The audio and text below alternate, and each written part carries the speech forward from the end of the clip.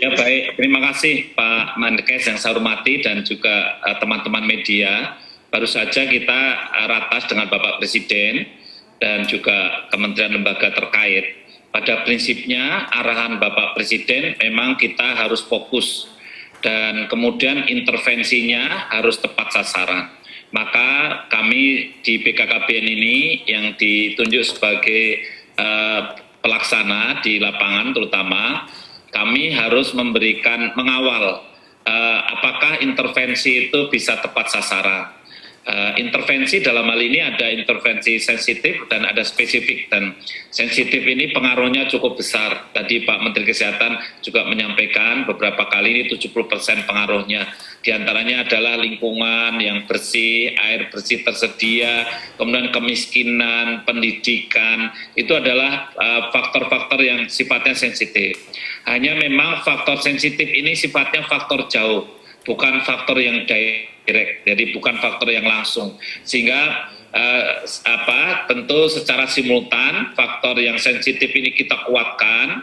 Kemudian tadi saya juga mengusulkan pada Bapak Presiden supaya faktor spesifiknya ini juga dikuatkan, karena kalau dari proporsi anggaran yang ada memang masih butuh dukungan untuk yang hal-hal yang sifatnya kuratif, ya tidak sekedar promotif dan preventif.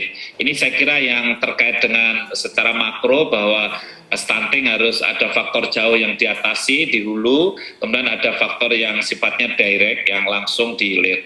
Nah, khusus yang faktor direct ini memang kami izin Pak Menkes ini menyampaikan bahwa faktor pendidikan, kemiskinan, kemudian air bersih dan lingkungan itu ada ekosistem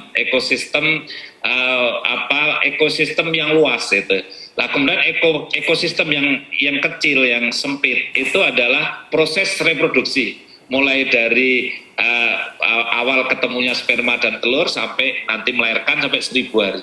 Nah, itulah banyak di situ faktor spesifik. Nah, saya senang tadi mendengar apa yang disampaikan Pak Menteri Kesehatan, banyak sekali langkah-langkah strategis yang di spesifik ini, karena constraint-nya sudah sangat dikuasai oleh Pak Menteri Kesehatan, dan kemudian dilakukan intervensi di situ, termasuk pemberian ASI, pemberian makanan tambahan, imunisasi dan sebagainya. Nanti Pak Menkes akan memberikan penjelasan lebih detail tentu. Saya kira itu dari saya. Terima kasih.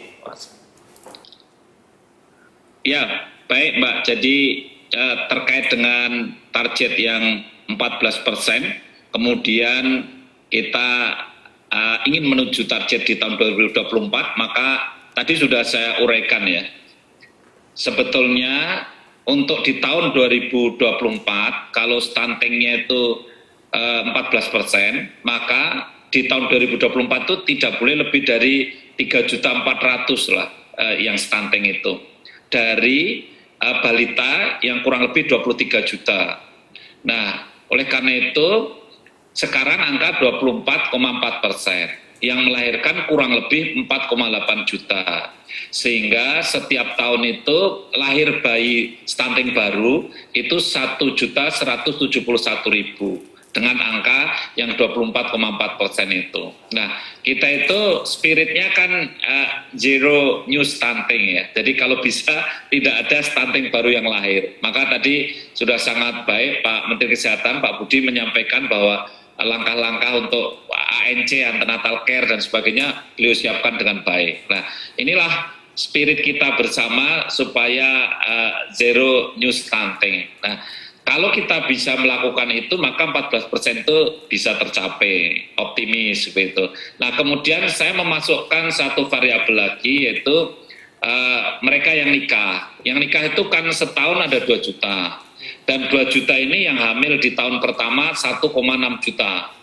Dari 1,6 juta itu yang stunting kalau 24,4% itu sekitar ya 390.000 lah gitu. Sedangkan ini sangat strategis karena apa? Ternyata mereka ini yang anemia saja kan 48%, yang kemudian remajanya yang kurang kalori protein 36%. Sehingga kalau ini kita koreksi di awal sebelum hamil, itu kita punya potensi menurunkan yang 390.000 itu. Sehingga dari gambaran-gambaran itu kan angka stunting di setiap tahunnya tidak boleh lebih dari 680.000 setahun itu. Ya, mudah-mudahan dengan kita menjaga setahunnya tidak tambah 680.000, kalau sementara ini angka 24% itu masih tambah 1.170.000, itu kalau kita bisa mempertahankan tambahnya separuh saja gitu ya, separuh dari itu, maka akan tercapai. Sehingga dari situlah kita ingin betul sasaran itu kita betul-betul tentukan, kemudian kita bidik, kemudian akhirnya bisa menurunkan angka dengan cepat.